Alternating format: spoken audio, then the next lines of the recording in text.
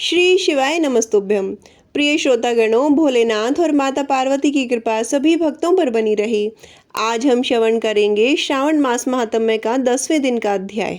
महादेव जी कहते हैं, महादेवी, पूर्व काल में जब स्वयंभू मनवंतर का त्रेता युग चल रहा था, उस समय श्वेत केतु नाम के एक राज ऋषि थे।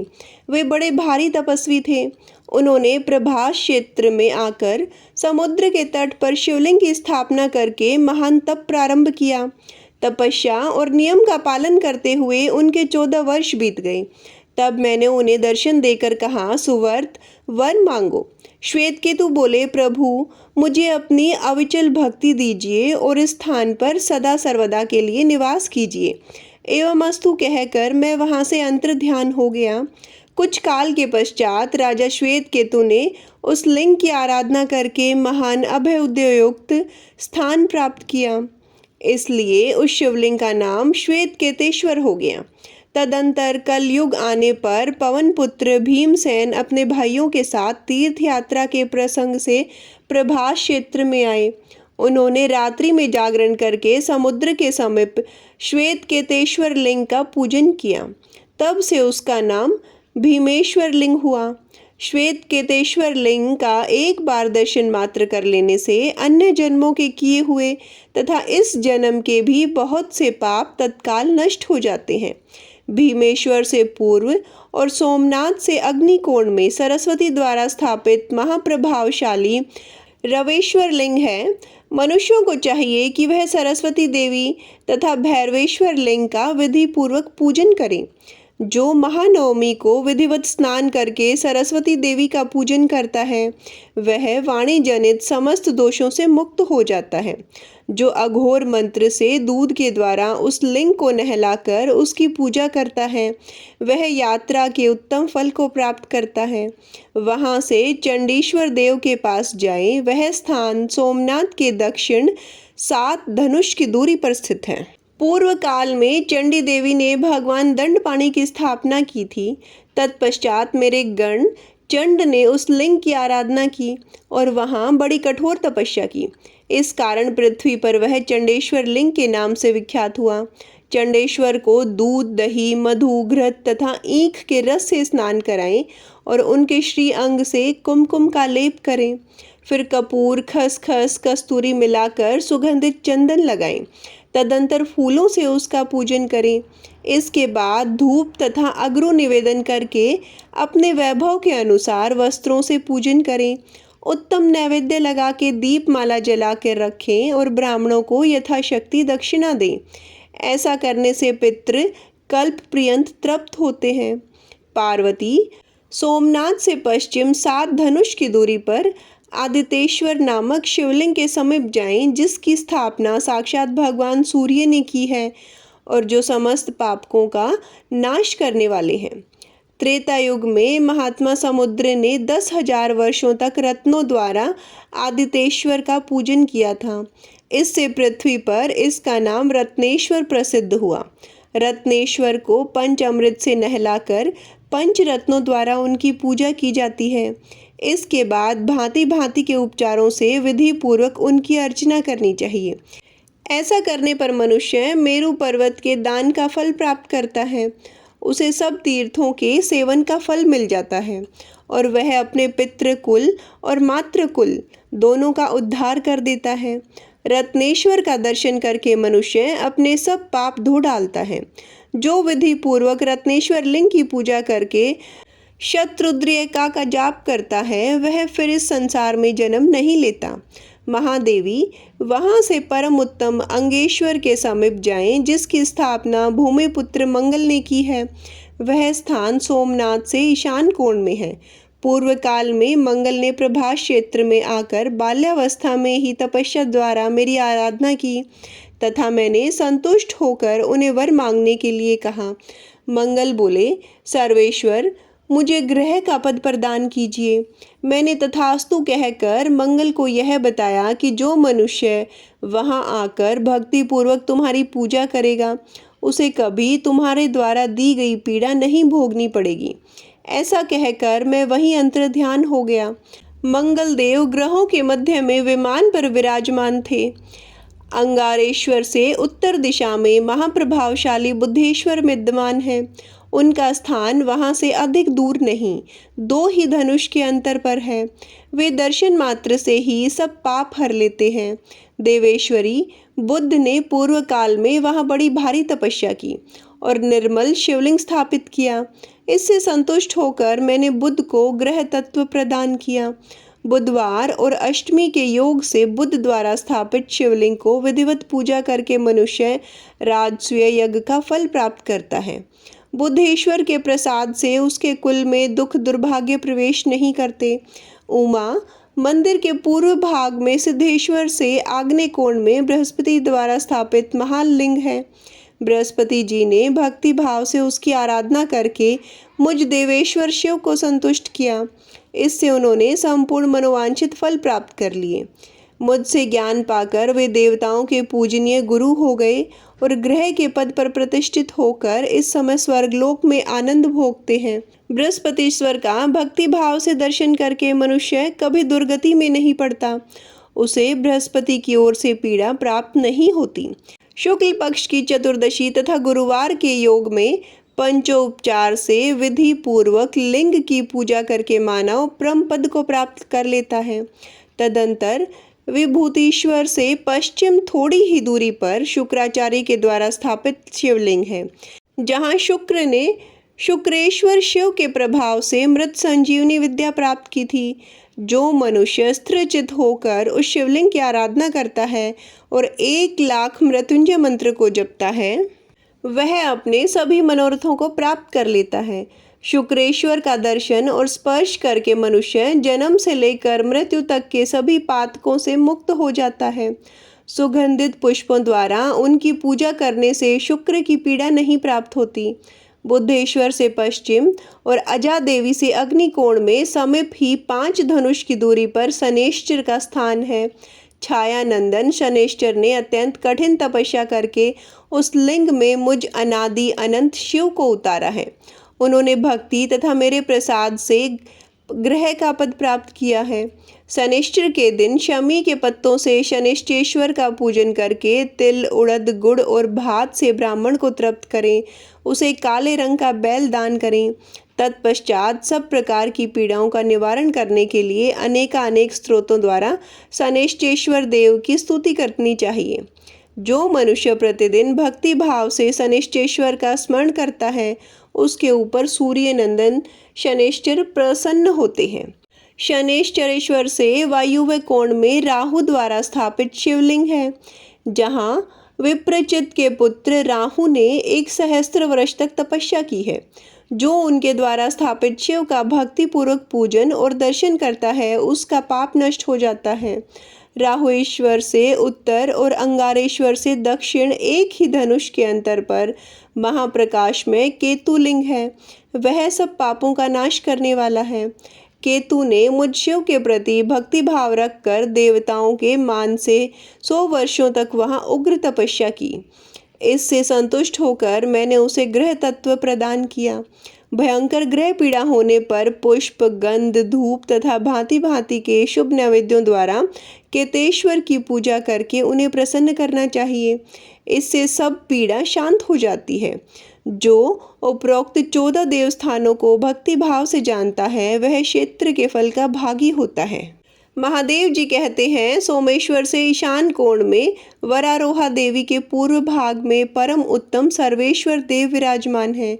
उनके समीप भक्ति पूर्वक जाकर मनुष्य अणिमा आदि सिद्धियां प्राप्त करता है।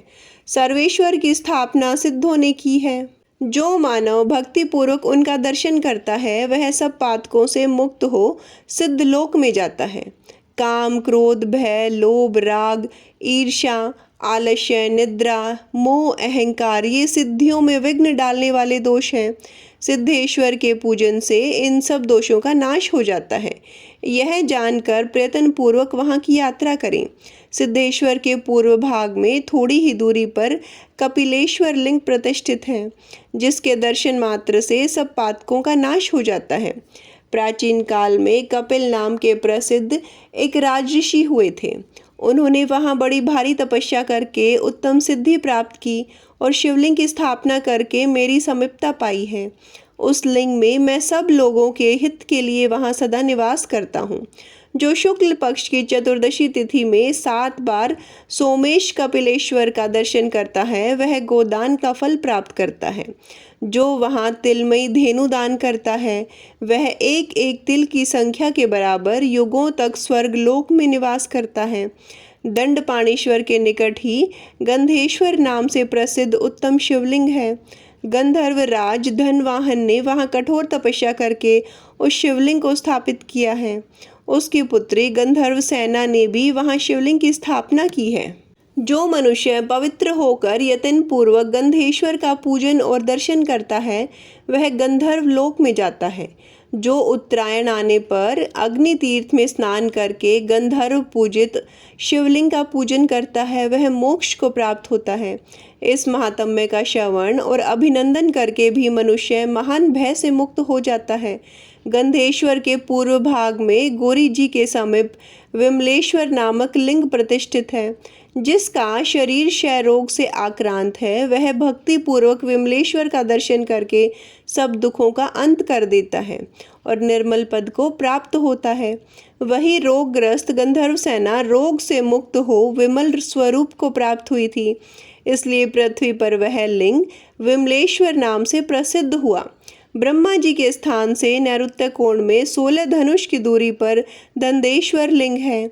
यह राहु लिंग से वायुव्य कोण में स्थित है। कुबेर ने वहाँ बड़ी भारी तपस्या करके धनद का पद प्राप्त किया है। वे विधि पूर्वक शिवलिंग की स्थापना और पूजा करके अलकापुरी के स्वामी हुई है। जो मनुष्य भक्ति पूर्वक धनेश्वर का दर्शन करके पंचोपचार से उनकी पूजा करता है उनके कुल में दरिद्रता का कभी नाम भी नहीं सुनाई देता। मेरी 3 शक्तियाँ हैं, इच्छा शक्ति, क्रिया शक्ति और ज्ञान शक्ति। पहले जो 14 और 5 शिवलिंग बताए गए हैं उनमें से यथाशक्ति 4, 3 या 1 की पूजा करके फिर पूर्वोक्त 3 शक्तियों का पूजन करना चाहिए। सोमेश्वर से ईशान कोण में वरारोहा देवी कही गई है। वे चंद्रमा की अमा नामक कला है। वे ही भगवती उमा की भी कला मानी गई है। उन्हीं को मेरी इच्छा शक्ति जानना चाहिए। वरारोहा देवी भूमंडल के समस्त प्राणियों का हित करने के लिए प्रभास क्षेत्र में विराजमान है। सोमेश्वर से वायुव्य कोण में 60 धनुष की दूरी पर क्रिया शक्ति रूपा दूसरी महादेवी स्थित है। वहीं पर योगिनी वंदित पीठ है।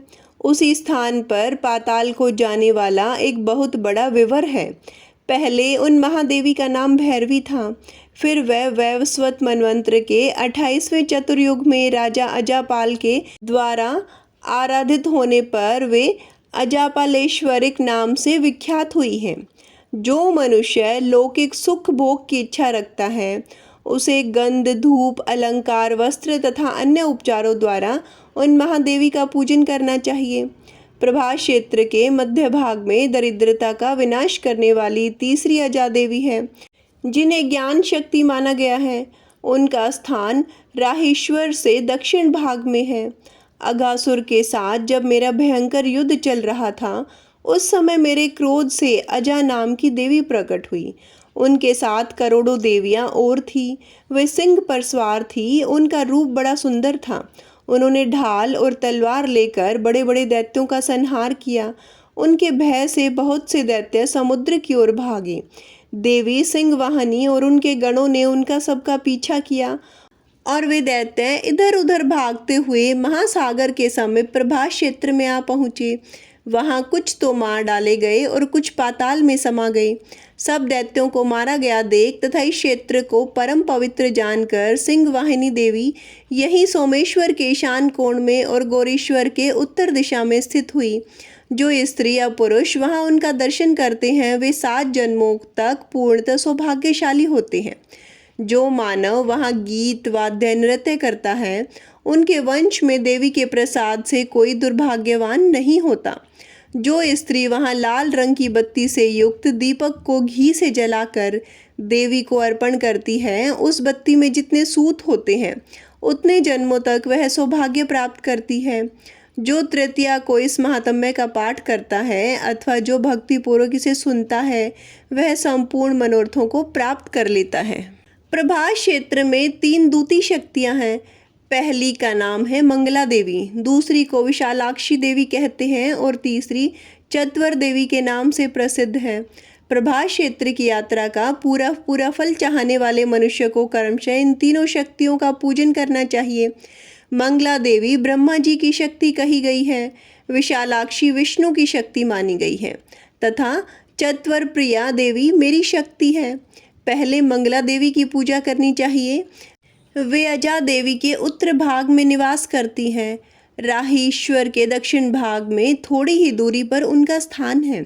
सोमनाथ की प्रतिष्ठा के लिए जब सोम ने यज्ञ प्रारंभ किया उस समय उसे देखने के लिए वहां आए हुए ब्रह्मा आदि देवताओं का उसी देवी ने मंगल किया था, इसलिए उनका नाम मंगला हुआ।